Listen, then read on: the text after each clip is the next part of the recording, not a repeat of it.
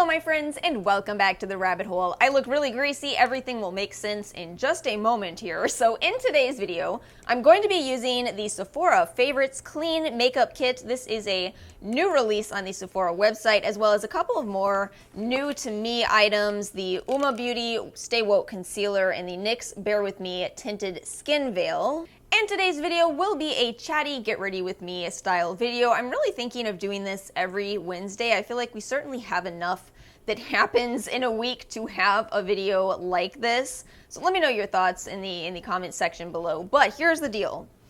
This is my second time filming this particular video. The look that I'm going to be repeating today is a very natural and very pretty end look. So it's not the look that I didn't like, it was the content of my last video, because I keep trying over and over again to make a video on the topic of the year 2020. How is everybody doing? How are you doing? How am I doing? And as you might guess, these videos keep suddenly going very negative. And here's the thing, of course these videos keep going in a negative direction.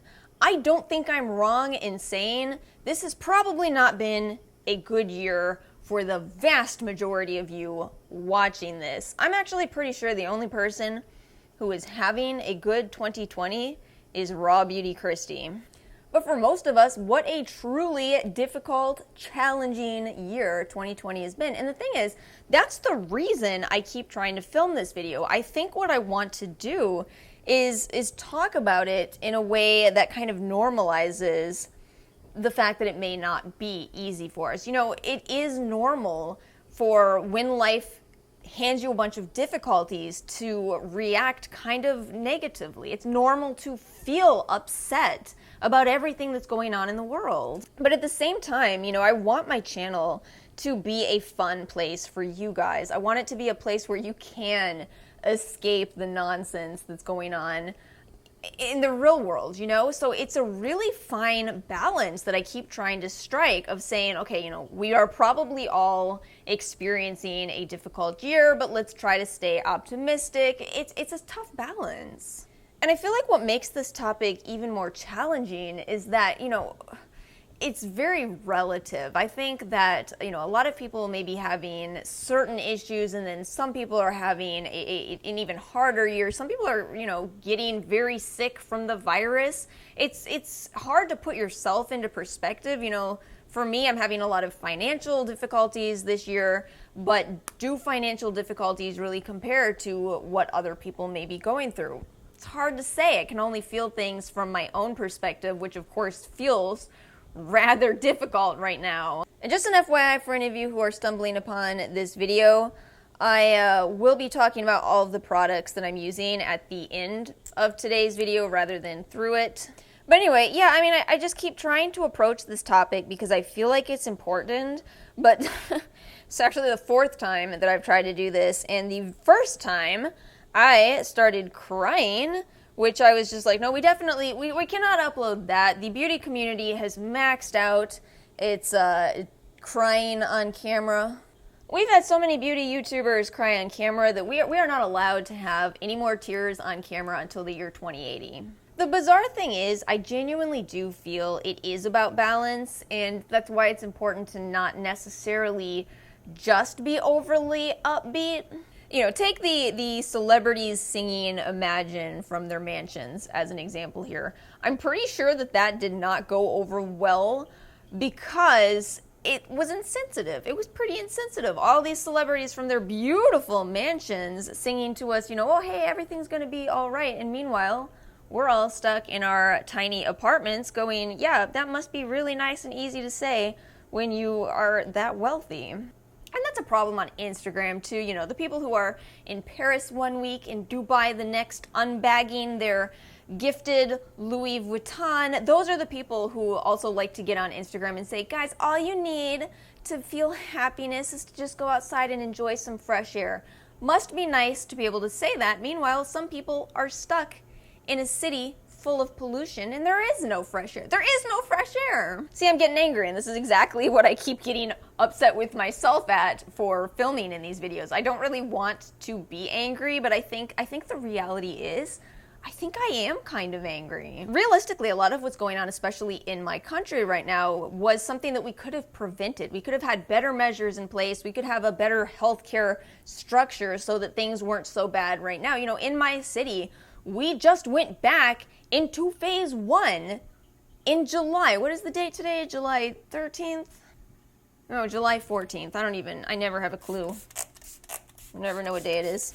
You know what I think it boils down to? I think that honestly, I actually am angry and scared, but I absolutely do not want to be those emotions. I want to be my happy self. I want to get on camera and tell you guys, hey, everything is going to be completely fine. But how could I possibly do that when I know how nervous I am? I mean, right now, the unemployment money, the CARES Act money, is going to run out in a week and a half, and we don't have any kind of a solution for this. We're just kind of like, well, I guess everybody's just gonna be broke. With where I am in terms of my work, I was supposed to go back to work early in June. Then I was told early in July. Now it's July 14th, and the unemployment money is about to run out, and I still, nobody knows. Nobody knows what's happening. And it's a real conflicting message to myself that, you know, I did study psychology. That's my undergrad degree, one of them. And so, you know, there's this big part of me that's like, okay, so what you're supposed to do is try to focus on the positive things going on in your life. And that's some generally excellent advice. You know, that's really helpful for if you just lost a job and you have to get a new job, you know, just like typical life difficulties. But does that really apply during a global pandemic? Does it? I almost think the fact that I grew up poor is actually kind of a double-edged sword for me in this time. Because, you know, well, I always tell you guys I grew up poor, but realistically, I wasn't born into poverty. I witnessed my family lose everything when I was a very small child, but still old enough to remember all of it. And I have a little brother, and he doesn't remember anything from the time before we were incredibly poor. And I've always been kind of jealous of him for that fact, because I do remember extremely well. When I was very young, I had a pony. I was in ballet classes. I used to go to Sylvan after school. I was in the gifted program. Everything looked great. But then we lost absolutely everything. Whoa, we lost absolutely everything. Could not go to any of my after-school classes anymore. Forget having well-fitting clothing. Watched the bankruptcy people come and take my mom's car. I mean, it was awful, and it was really, really hard to witness all that as such a small child. I'm just like, what did I do wrong? You know, kids always blame themselves. But at the same time, because I went through all of that, I also absolutely know that money doesn't mean that much in the grand scheme of things, because, you know, I still grew up with a ton of love. My mom loved me and my brother so much, and I never for a moment questioned that. However, because we were so poor, I also know that you need money for certain things, like healthcare, especially in America. You know, we were kids, we were covered by WIC or welfare or something, but I remember this one time, we all had the flu. My mom had it, me and my brother had it, and we had to go to the doctor, and the doctor gave us prescriptions, but my mom was sitting there with a high fever, sweating, and the doctor looked over at her and he was like, "You don't have health insurance?" And she's like, "No." And he was like, "Oops, I just dropped a prescription in sample sizes on the floor. I hope nobody finds it and takes it twice a day for the next 2 weeks." And I feel like that's so much of my inner conflict. You know, I know how rough it can be to not have any money, but at the same time, because I lived through all this, I know that there are good people who will do absolutely everything they can to help you. We just freaking banned this. We just banned this till the year 2080. You know what's so funny about me? I rarely cry about sad things or like people saying nasty things to me, but for whatever reason, if I see something or even just think back on something that was just pure kindness. It's funny though, I kind of think I might have developed a little bit of a tougher skin about certain things, maybe because I've been through so much in my life. By the way, the poverty is not the worst of it. But yeah, you know, when somebody leaves me a long comment and it can just be summed up as mean, I'm usually like, okay, I'm sorry you're having a bad day. Actually, sometimes, I've told you guys this before, sometimes I read those long comments and I'm like, oh, I know you're attacking me, but I wish I could hug you because I could tell something is wrong. But somebody says something nice and I just start crying. I think what... I spilled this. I think what happens to me is that, you know, with having gone through all of this... I have brought my messy self back for today's video. I hope you missed it. You know, basically, I think what keeps happening to me is that with having gone through all of that, especially in my formative years, I think there really is a part of me that freaks out anytime I have the potential to lose everything that I've worked so hard for in my life. You know, I worked really, really hard to climb out of poverty, getting 3 degrees. But I lived through watching my family lose everything, so I think I have this real tendency to panic and just be like, oh no, it's happening to me. I'm about to lose everything. But the thing is, as long as there really is still good in the world, as long as there are still people who, you know, don't have expectations in the way they help each other out, just people in general helping each other out, that really is what makes the world a better place. As long as there are good people, as long as there are good doctors, like the doctor that helped my mom, like Dr. Fauci. Did I just get political? I might have. I really feel like the biggest problem that we face is nothing more than greed, you know?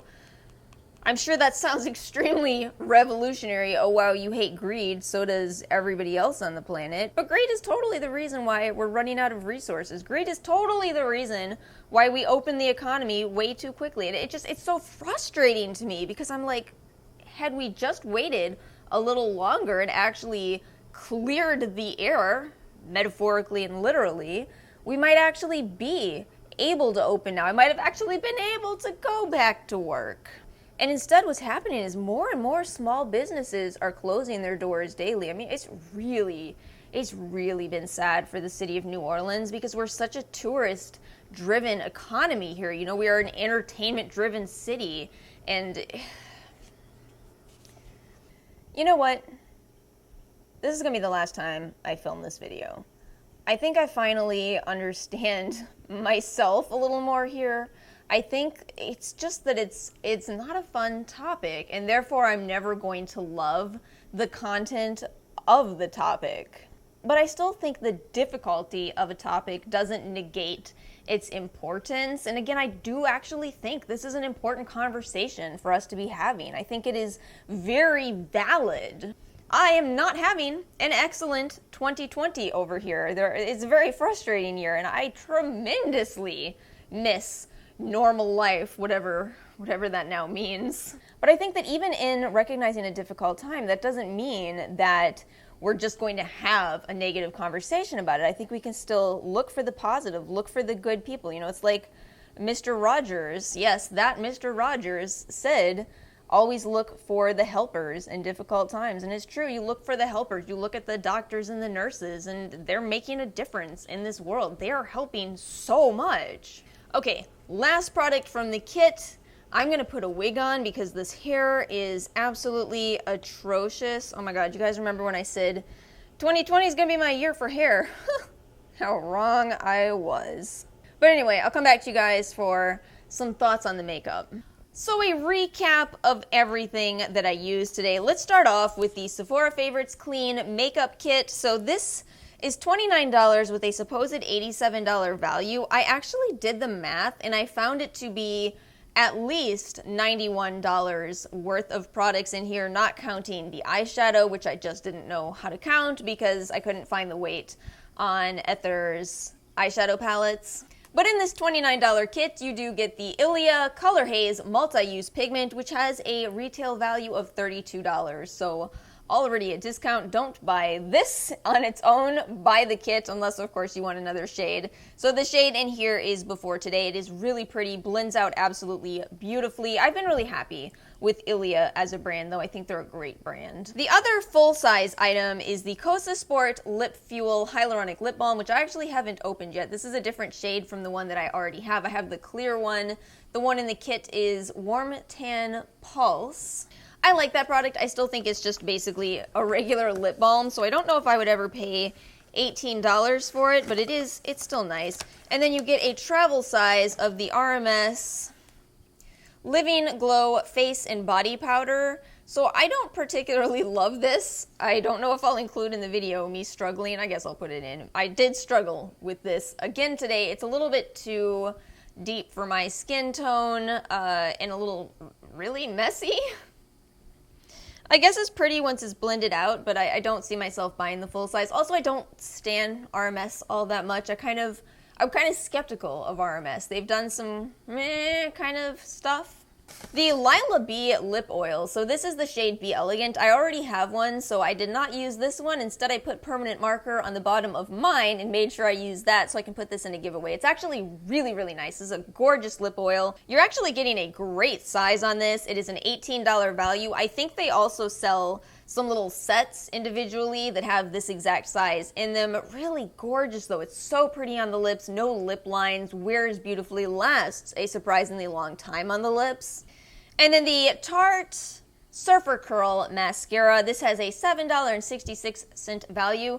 I don't like this, and it's really rare for me to say I don't like a mascara because I have a drier skin type. Most mascaras are pretty easy for me to wear. I don't deal with a lot of smudging. I don't deal with a lot of flaking. However, for as nicely as this applies, and you probably saw it does apply very nicely, gives you quite full lashes, it flakes on me so much through the day, and mascaras don't flake on me. So the fact that this one does, I know this has some pretty poor ratings on Sephora right now, and I certainly know why. If it runs that much on a dry-skinned person, ooh, I can't imagine this on an oily skin type. And then the Ether Beauty Rose Quartz Crystal Gemstone eyeshadow. So I combined this today with the Lorac Unzipped palette. Good combination since that's rose gold. I feel like it's a really pretty eyeshadow. It does wear really nicely, but the thing is, I wish instead of giving me a shimmer, or maybe give me a shimmer but give me a matte also, because I need to know how your matte formula is before I buy a pricey eyeshadow palette. I love the idea behind Ether Beauty as a brand. They're a much more environmentally friendly brand. Their eyeshadow palettes are cardboard, which has a weird stigma on it. There's nothing wrong with cardboard eyeshadow palettes. I actually much prefer them.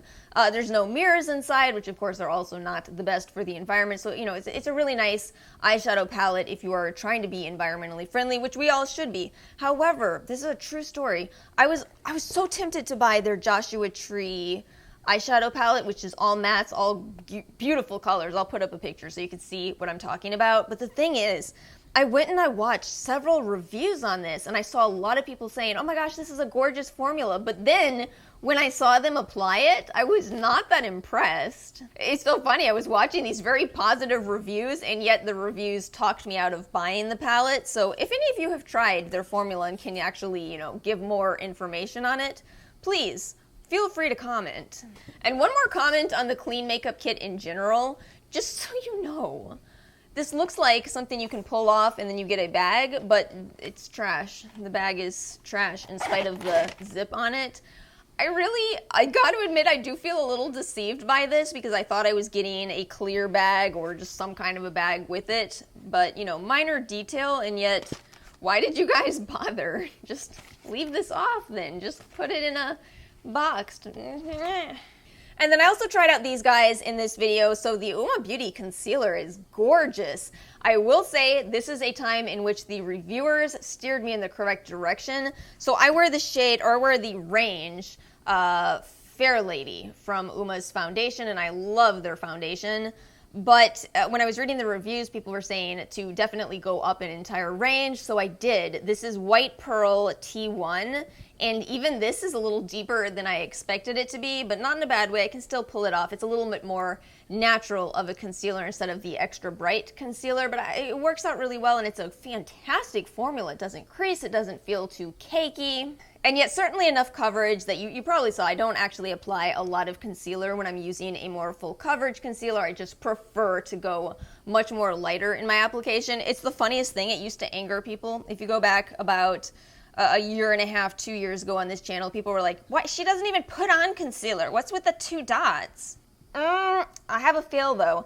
I am really not impressed with this NYX Bear With Me Tinted Skin Veil. I bought this because this is the shade Vanilla Nude, and it's supposed to be an excellent olive. foundation, which is pretty rare, especially at the drugstore.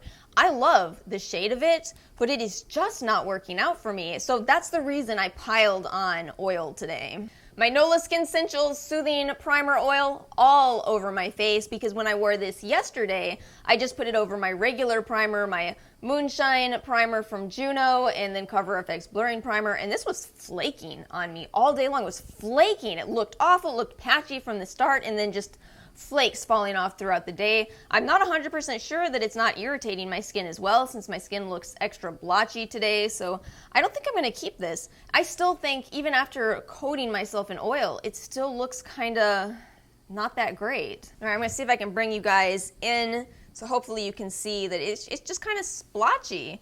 And I mean, it's, you know, it's not full coverage, which I'm completely fine with. That's what I wanted, but it shouldn't look so flaky. So ultimately, I don't think it's for dry skin. It's been a hot minute since I made a return, but I'm just really unhappy with this. Oh man, you guys, I gotta be honest with you. I feel like this happens to me kind of often with the brand NYX.